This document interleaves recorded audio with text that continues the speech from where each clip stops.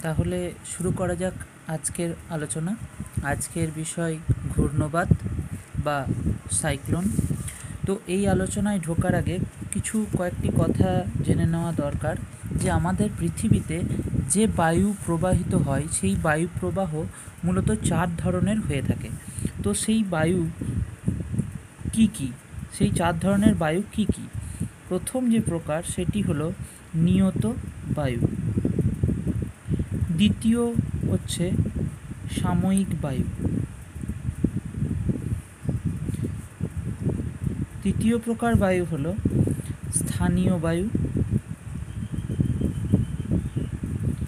এবং চতুর্থ বা শেষ প্রকার হলো আকস্মিক বায়ু।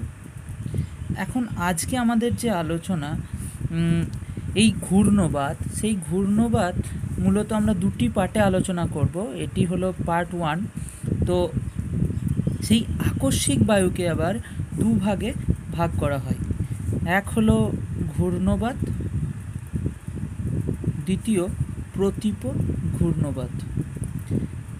এই প্রতিটি বায়ুপ্রবাহ সম্পর্কে আমরা একে একে আলোচনা করব এক একটি ভিডিওতে। আজকে আমাদের আলোচনা ঘূর্ণবাত, যে ঘূর্ণবাতের আলোচনাটি আমরা 2টি পার্টে সম্পন্ন করব। তাহলে সেইটা করার আগে প্রথমেই জেনে নিই ঘূর্ণবাত কি। ঘূর্ণবাতের ইংরাজি প্রতিশব্দ হলো সাইক্লোন। এই সাইক্লোন শব্দটি গ্রিক শব্দ কাইক্লোস থেকে এসেছে, যার অর্থ হলো সাপের কুণ্ডলী। সাপের কুণ্ডলী। এখন এই সাইক্লোন কি? সাইক্লোন বা ঘূর্ণবাত হলো একটি বায়ুপ্রবাহ যেমন অন্যান্য বায়ুপ্রবাহ, তবে এর কিছু বিশেষ বৈশিষ্ট্য রয়েছে। যেমন এই বায়ুপ্রবাহ চক্রাকারে আবর্তিত হয় একটি নিম্নচাপ কেন্দ্র করে, একটি নিম্নচাপ অঞ্চলকে কেন্দ্র করে চক্রাকারে বায়ু আবর্তিত হয়। এবং এই সাইক্লোনের বায়ু আবার 2টি গোলার্ধে 2 রকমভাবে আবর্তিত হয় কোরিওলিস বলের কারণে। আমরা সেগুলো পরে আসবো। আপাতত জেনে নিই যে এই সাইক্লোন হলো এমন একটি বায়ুপ্রবাহ যে বায়ুপ্রবাহ চক্রাকারে একটি নিম্নচাপ অঞ্চলকে কেন্দ্র করে আবর্তিত হয়। উত্তর গোলার্ধে বামাবর্তে এবং মানে ঘড়ির কাঁটার বিপরীত দিকে, উত্তর গোলার্ধে এবং দক্ষিণ গোলার্ধে হচ্ছে দক্ষিণাবর্তে মানে ঘড়ির কাঁটার দিকে আবর্তিত হয়।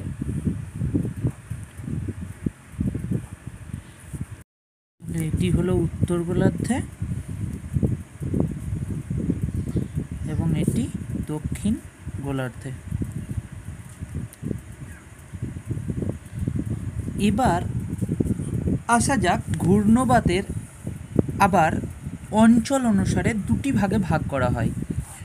তো একটি হলো ক্রান্তীয় ঘূর্ণবাত, মানে ক্রান্তীয় অঞ্চলে যে ঘূর্ণবাত সৃষ্টি হয় তা ক্রান্তীয় ঘূর্ণবাত, এবং দ্বিতীয়টি হলো নাতিশীতোষ্ণ ঘূর্ণবাত। নাতিশীতোষ্ণ অঞ্চলে যে ঘূর্ণবাত দেখা যায় তাদেরকে বলা হয় নাতিশীতোষ্ণ ঘূর্ণবাত। তো আজকে আমাদের এই পার্টে আলোচনা করব মূলত এই ক্রান্তীয় ঘূর্ণবাত সম্পর্কে। তার আগে জেনে নিই এই ক্রান্তীয় ঘূর্ণবাত বা ট্রপিক্যাল সাইক্লোন যাকে বলছি, একে আবার বিভিন্ন অঞ্চল অনুসারে বিভিন্ন নামে অভিহিত করা হয়। পৃথিবীর বিভিন্ন দেশে এই ক্রান্তীয় ঘূর্ণবাতের নাম বিভিন্ন। আমরা দেখে নিই কোথায় কী নামে এই ক্রান্তীয় ঘূর্ণবাত সাধারণত পরিচিত। এখন যদি এটাকে আমরা গোটা পৃথিবীর ম্যাপ ভাবি, তাহলে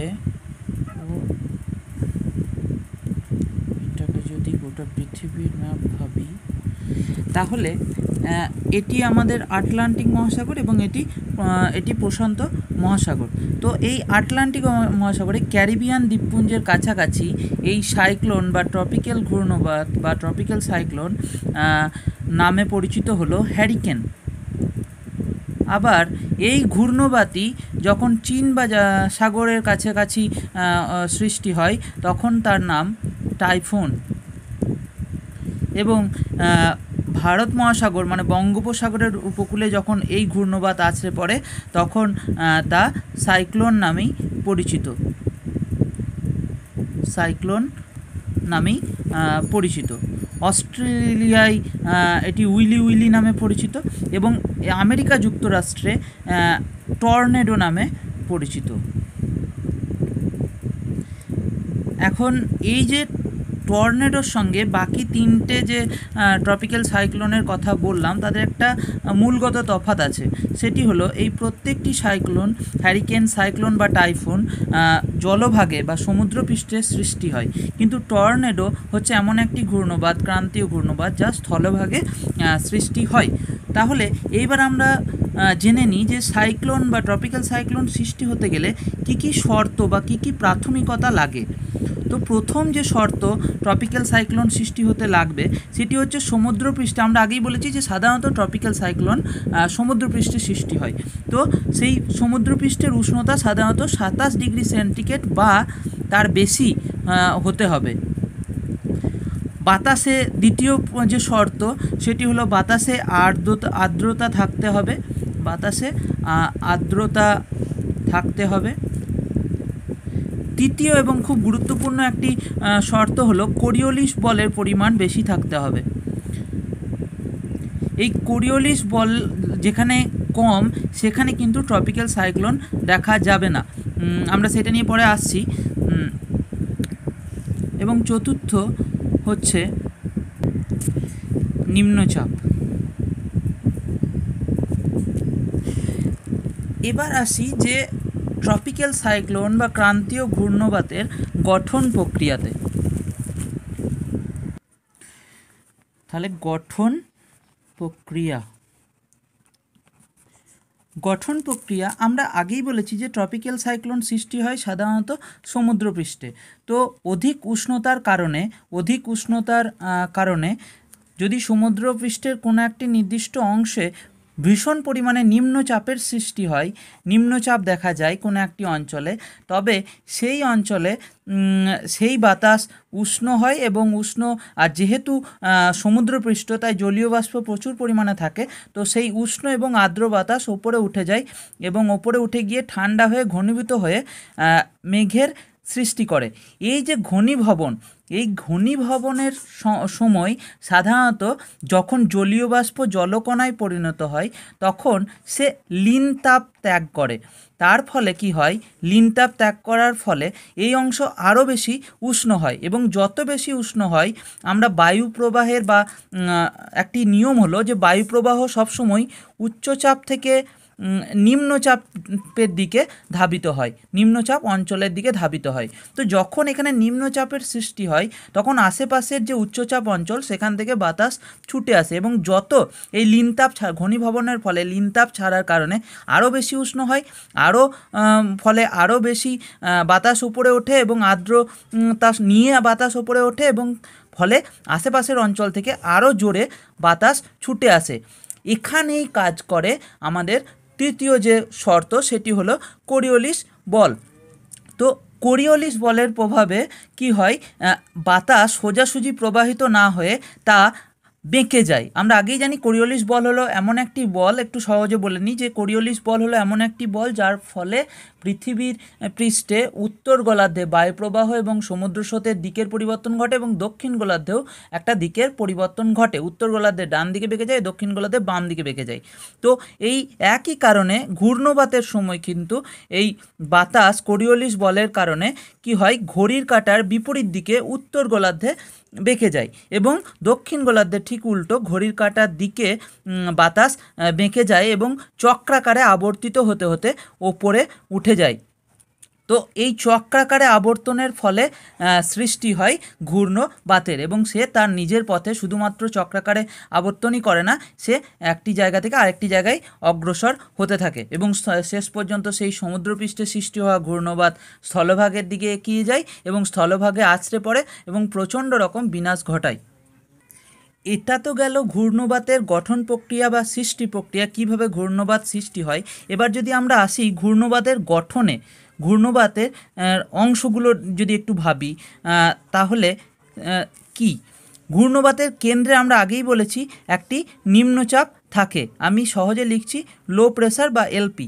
তো এই কেন্দ্রকে কেন্দ্র অনুসারে এই অংশের কিন্তু বাতাস কিন্তু থাকে খুবই শান্ত, বা এই অংশে বলা যায় যে কোনো রকম ঝড় বৃষ্টি কিছু হয় না। এই ঘূর্ণবাতের যে কেন্দ্রের বা একে বলা হয় ঘূর্ণবাতের চক্ষু, তো ঘূর্ণবাতের চক্ষুর চারপাশেই থাকে সবথেকে বেশি ঘূর্ণবাতের বিনাশকারী অঞ্চল। এই যে ঘূর্ণবাতের চক্ষুর চারপাশ জুড়ে বাতাস সবথেকে বেশি পরিমাণে বেগে, সবথেকে বেশি বেগে প্রবাহিত হয় এবং সেখানে থাকে মেঘ এবং সৃষ্টি হয় ঝড় বৃষ্টি, বিভিন্ন ঘটনা কিন্তু ঘটে থাকে এই ঘূর্ণবাতের কেন্দ্রের বা চক্ষুর চারপাশ জুড়ে। এবং যত ঘূর্ণবাতের কেন্দ্র থেকে বা চক্ষুর থেকে যত বাইরের দিকে যাওয়া যায়, ততই ঘূর্ণবাতের প্রকোপ কমতে থাকে। আমরা কতগুলো জিনিস জেনে নিই। এই ঘূর্ণবাতের চক্ষুর যে ব্যাস, তা মোটামুটি 20 কিমি থেকে 60 কিমি পর্যন্ত হতে পারে, এবং এর সম্পূর্ণ ব্যাস, একটি ঘূর্ণবাতের সম্পূর্ণ ব্যাস 200 কিমি বা 100 কিমি থেকে একদম 2000 কিমি পর্যন্ত কিন্তু হতে পারে একটি ঘূর্ণবাতের বা ক্রান্তীয় ঘূর্ণবাতের ব্যাস। এবং এর বেগ প্রায় 80 কিমি থেকে 120 কিমি পার ঘন্টা হতে পারে, এবং কখনো কখনো তা 300 কিমি পার আওয়ারেরও বেশি বেড়ে যায় ঘূর্ণবাতের বেগ। এবং উচ্চতা অনুসারে ঘূর্ণবাত প্রায় 15 কিমি অঞ্চল উপরে পর্যন্ত বিস্তৃত হতে পারে। এবার আসা যাক এই বিভিন্ন সাইক্লোনের নামকরণ কিভাবে হয়ে থাকে। বিভিন্ন অঞ্চলে যে সাইক্লোন ঘটে থাকে তাদের নামকরণ বিভিন্ন অঞ্চলের যে মেটিওরোলজিক্যাল ডিপার্টমেন্ট তারা করে থাকে সাধারণত। তো এই অঞ্চলে নর্থ আটলান্টিক ওশেনে নামকরণ করে ন্যাশনাল হ্যারিকেন সেন্টার, এবং তারা নামকরণ করে সাধারণত ইংরাজি যে 21টি লেটার, মোটামুটি 5টি লেটার বাদ দিয়ে 26টি লেটারের বদলে 21টি লেটার দিয়ে ছেলে এবং মেয়ের নাম শুরু করে, যেমন এ দিয়ে অ্যালবার্টো, এরকম 6টি লিস্ট তৈরি করে প্রত্যেক 6 বছর অন্তর অন্তর সেই লিস্ট অনুসারে তারা একের পর এক নাম সিলেক্ট করে।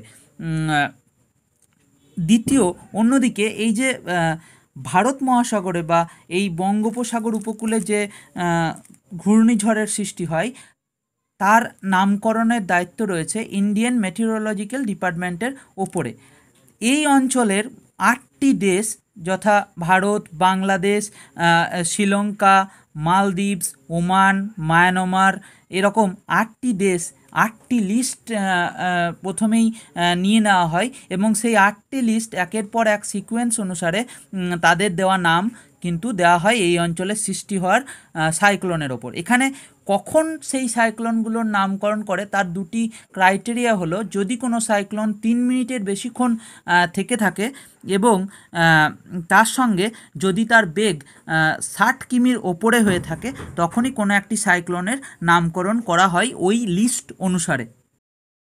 এই ট্রপিক্যাল সাইক্লোনের ফলাফল বিষয়ে বলতে গিয়ে আমি দুটি ইনসিডেন্ট বা ঘটনার কথা বলবো, দুটি সাইক্লোন যেটা গত কিছু বছরে ঘটে গেছে।